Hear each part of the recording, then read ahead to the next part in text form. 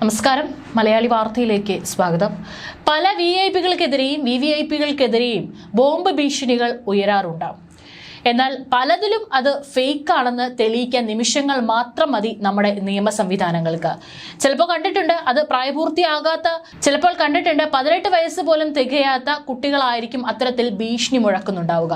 ഒരുപക്ഷെ ഇമെയിൽ വഴിയോ അല്ലെങ്കിൽ എന്തെങ്കിലും ഒരു ടിഷ്യൂ പേപ്പറിൽ എഴുതിയിട്ടോ അല്ലെങ്കിൽ ഒരു ഫോൺ കോൾ വഴിയാണ് സാധാരണ ഇത്തരത്തിലുള്ള വധഭീഷണികൾ, ബോംബ് ഭീഷണികളെല്ലാം വരാറുള്ളത്. ഇപ്പോഴിതാ പ്രധാനമന്ത്രി നരേന്ദ്രമോദി സഞ്ചരിക്കുന്ന വിമാനത്തിന് ഭീകരാക്രമണ ഭീഷണി. 2 ദിവസത്തെ സന്ദർശനത്തിനായി പ്രധാനമന്ത്രി US-ലേക്ക് പുറപ്പെടാനിരിക്കെയാണ് ഇത്തരത്തിൽ ഭീഷണി വന്നിരിക്കുന്നത്. കഴിഞ്ഞ ദിവസമാണ് മുംബൈ പോലീസ് ഫോൺ കോളിലൂടെ ഭീഷണി ലഭിച്ചത്. ഫോൺ വിളിച്ചയാളെ അറസ്റ്റും ചെയ്തു.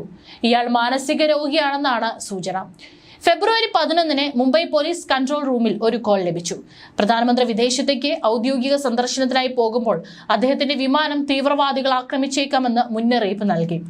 വിവരത്തിന്റെ ഗൗരവം കണക്കിലെടുത്ത് പോലീസ് മറ്റ് ഏജൻസികളെ അറിയിക്കുകയും അന്വേഷണം ആരംഭിക്കുകയും ചെയ്തു.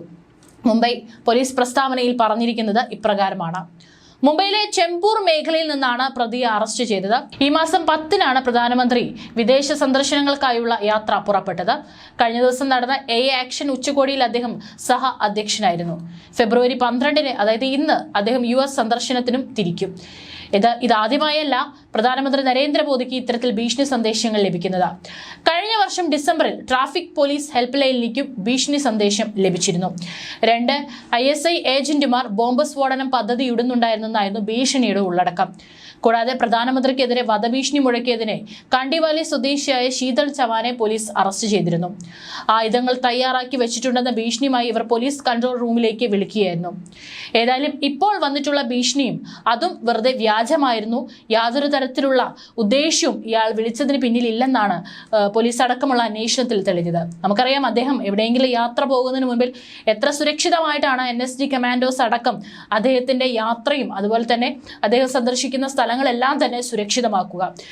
കൃത്യമായി പറഞ്ഞാൽ ഒരു ഈച്ച അനങ്ങി കഴിഞ്ഞാൽ NSD കമാൻഡോസ് അദ്ദേഹത്തെ വളയും. അത്രയ്ക്ക് സുരക്ഷിതമായിട്ടാണ് അവരുടെ ഓരോ പ്രവർത്തികളും. അത്തരത്തിലുള്ള പ്രധാനമന്ത്രിക്ക് നേരെയാണ് ഇത്തരത്തിൽ ഒരു വെല്ലുവിളി ഉയർന്നത്, അല്ലെങ്കിൽ വധഭീഷണി ഉയർന്നത്. ഏതായാലും അദ്ദേഹത്തിന്റെ യാത്ര സുഗമമായിരുന്നു. യാതൊരു തരത്തിലുള്ള സുരക്ഷാ പ്രശ്നങ്ങളൊന്നും തന്നെ അദ്ദേഹത്തിന്റെ യാത്രയ്ക്ക് ഉണ്ടായിരുന്നില്ല. ഡൊണാൾഡ് ട്രംപ് 2ാം തവണയും പ്രസിഡന്റായി ചുമതല ഏറ്റെടുത്ത ശേഷമുള്ള പ്രധാനമന്ത്രിയുടെ ആദ്യ US സന്ദർശനമാണ് ഇന്ന്. 2 ദിവസത്തെ സന്ദർശനത്തിനിടെ മോദി ട്രംപുമായി പ്രത്യേകവും ഉദ്യോഗസ്ഥ തലത്തിലും ചർച്ചകൾ നടത്തും. ഈ ചർച്ചകളിൽ നാടുകടത്തൽ വിഷയം ഉന്നയിക്കുമെന്നാണ് പ്രതീക്ഷ. ശേഷിക്കുന്ന ഇന്ത്യക്കാരെ കൊണ്ടുവരുമ്പോൾ മനുഷ്യത്വപരമായ സമീപനം സ്വീകരിക്കണമെന്ന് ആവശ്യപ്പെട്ടേക്കും. കഴിഞ്ഞ ആഴ്ച 104 ഇന്ത്യൻ കുടിയേറ്റക്കാരെ വിലങ്ങണിയിച്ച് സൈനിക വിമാനത്തിൽ എത്തിച്ചെന്ന് വലിയ പ്രതിഷേധങ്ങൾക്കിടയാവുകയും വിദേശകാര്യ മന്ത്രാലയം US-നെ ആശങ്ക അറിയിക്കുകയും ചെയ്തിരുന്നു. ആ ഒരു വിവാദം ഇവിടെ നിൽക്കുന്ന ഈ ഒരു വേളയിലാണ് പ്രധാനമന്ത്രി US പ്രസിഡന്റ് ഡൊണാൾഡ് ട്രംപുമായി കൂടിക്കാഴ്ചയ്ക്കായിട്ട് ഒരുങ്ങുന്നത്.